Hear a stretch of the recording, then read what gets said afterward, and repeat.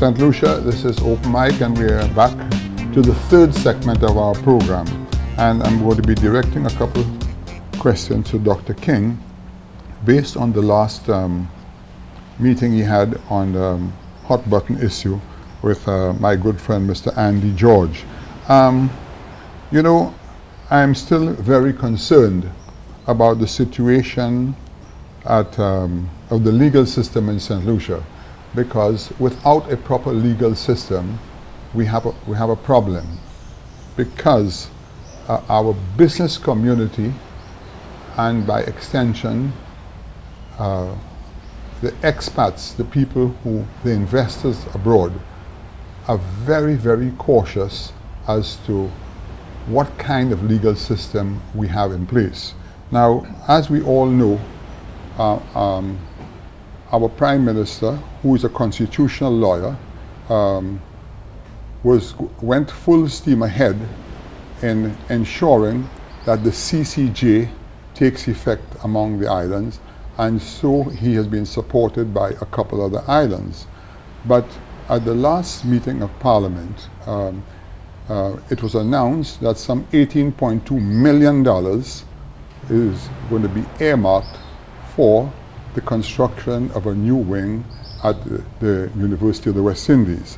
Now, I want to make it very clear to St. Lucians. When it comes to education, I'm fully supportive, and I think it's an excellent move. It's a step in the right direction. I know certain questions were asked in Parliament, which is beyond my capacity to intervene at this point in time, because this matter has been brought up in Parliament and the Prime Minister has responded accordingly.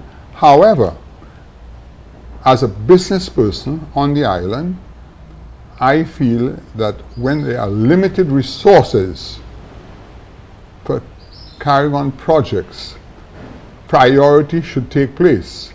Now, we have heard for the last how many years, and I think, if I'm not mistaken, Dr. Anthony himself did indicate at some point early in his political career, when he took over as Prime Minister of this country, that something had to be done about the courthouse and the registry. Now, on Barnard Hill, it was mentioned that that's where the court should take place and that the cultural center should be relocated. I, for one, as a business person, am fully in support of that. And I think, talking to a few St. Lucians subsequent to the parliamentary debate, that it is felt that the $18.2 million, since the Prime Minister can find $18.2 million to guarantee a loan for the University of West Indies, we should be looking to put down a proper court and a registry on the top of the Barnard Hill before anything else. Again, this is debatable. I don't know how far this administration has got, but there is a crying need for a proper court system. And what was actually frightening was when I heard Mr. Andy George indicate that there were no qualified stenographers at the court, and it took him almost 8 years to get some documentation for a case he was handling. Now, how on God's earth can any country tolerate that sort of behavior? This seems madness, and something should be done about it. And I'm going to ask Dr. King if he could elaborate a bit more. I heard what Dr. King said in Parliament. I know he was taken to task quite severely by Mr. Le Corbusier, who is the Minister for... He's a leader of government business. Legal government business. And they both had it out. But, you know, one thing that was not brought up is that, you know, they say that comparisons can be odious, but really and truly, I really think that, you know, Dr. King and whoever asked questions concerned were within their right to do what they did.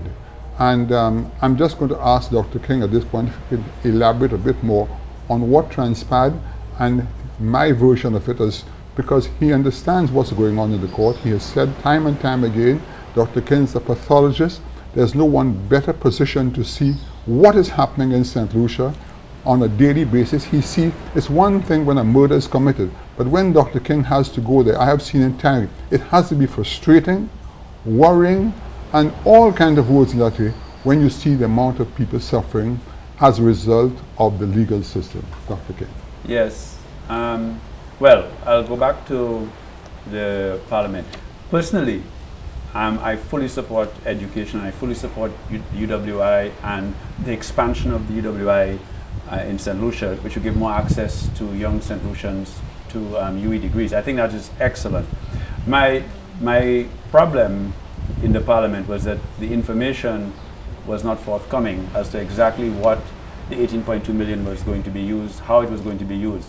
And to me that was not correct. And so really what I really wanted to happen was for the debate on that motion to be deferred till the Wednesday meeting that we're going to have, and that which is coming up next week, and we could have had the information so we could really debate the UE expansion properly and really give St. Lucians that sense of hope and development and future benefit that would happen. I must say that the 18.2 million, by the way, we are guaranteeing it. It's actually being borrowed by the University of the West Indies, who's going to be paying it back, and is being borrowed from the Caribbean Development Bank. But let me stop you for a minute, Steve. When you guarantee a loan, you're responsible. You are responsible. Now, yeah, but I know, in all fairness, I mean, the University of the West Indies is well recognized, and there's absolutely no doubt in my mind that it will be paid back. But you know, because of what has happened before, I think, I think St. Lucians should know very clearly. It has happened to me personally. Yes. Many loans I have guaranteed, I have ended to up paying. Yes, I understand that. Yeah. And that's the point. That is why it's important that we know that if we have to pay that 18.2 million ourselves, that there's a plan in place to make sure that it is well-used money, a good return on public investment, so we can assure the St. Lucian people who work hard to put that money there and then have to pay, that it is going to redound to their benefit. And that is, I think that is a responsibility of us as legislators to make sure of that. And that is what I was really objecting to, which is why my vote was abstain, because I could not vote against it, because I'm pretty sure it's a good initiative. But I could not vote for it because of the manner in which it was presented. So in that situation, the only vote you can do is to abstain and say, look, I cannot participate in this vote for yea or nay when we are being treated in that manner. And I just felt that it was not right. And I hope that there's guidance that is given to government, that when we present cases, motions and bills in the Parliament, give the people, and when I say as senators, it's really the people, because it's the people's Parliament, it's the people's Senate, and it's being aired, give the people their respect, let them hear exactly what is being done. That is democracy. Let them hear exactly what is being done, and then let them hear people debating it from different sides so they can fully understand the whole picture that is being presented to them. That is what Parliament is all about. It's a wonderful institution if it is used well, but I don't think we have been using it as well as we could. And that is what I was trying to make a stand for, as well as with Senator Powell, who was making, my colleague independent senator, also making that stand. I did not agree to take the Governor General's appointment to be an independent senator, to be a rubber stamp in a Parliament. I believe the Senate should be the conscience of the nation in terms of legislation. We should be able to debate deeply, fairly, with full information. And I understand the direction that was given to me was get your information before you come to the Parliament to debate. I understand that, and yes, I have to be guided by that. However, it could have been seen as democratic and ethically correct and morally correct for whoever is presenting to also present full information. And if you don't have it, defer it until you have full information. That's all. Yeah. But so that is on that matter. Right. But I want to take you back to the next matter you mentioned, which is the building of the courts. Yeah. The government has, as I understand, made a provision for a second trial judge for a criminal court. And that is good. However, there is no facility right now to house that court. And we are saying a facility must be made available right now, and there must be a plan, as you have alluded to expand the court system so we can bring in the commercial court, which the Prime Minister has indicated, which is very important, to enforce contracts, to make sure that when there are commercial issues, they can be dealt with in a speedy fashion. Mm-hmm. That is justice, that's important, it's good for business.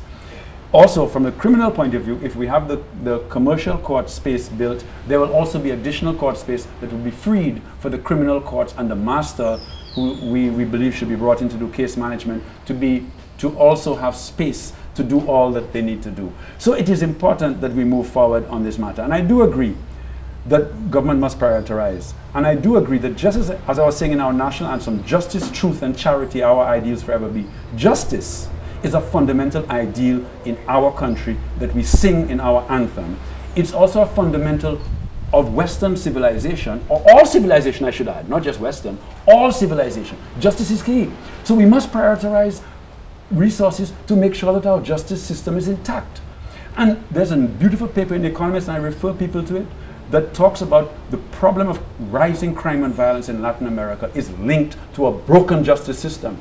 I would submit that rising crime and violence in St. Lucia is also linked to a broken system of justice. And therefore, me, who I see the detrimental effects of violence, every day I see it.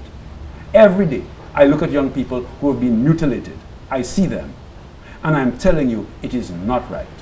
No human being should be in that situation. And I know that that is why the justice system must be corrected. That is why we will push for it. So I agree. Let us have the plan. Let us make the provision. Let us find that way to correct the wrongs. Yeah. St. Lucia, this is Open Mic. This is the end of our third segment, and we'll be right back.